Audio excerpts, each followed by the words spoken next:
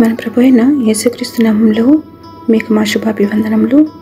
ఈరోజు దేవుని వాగ్దానము, నేను వారికి మేలు చేయుట మానకుండానట్లు నిత్యమైన నిబంధనను వారితో చేయుచున్నాను.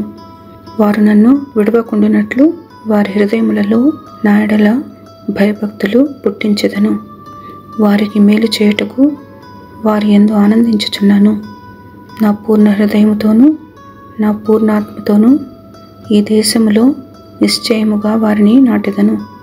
ఇర్మియా 32వ అధ్యాయము 40-41 వచనాలు. I will make an everlasting covenant with them.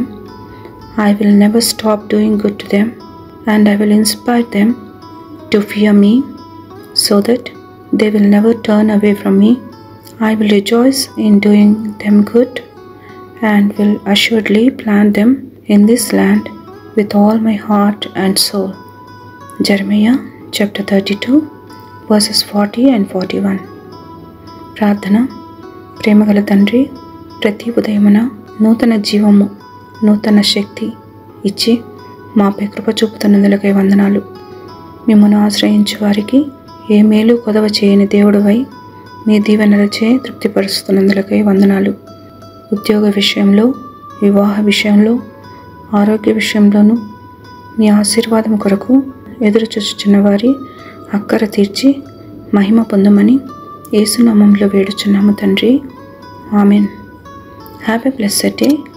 God bless you.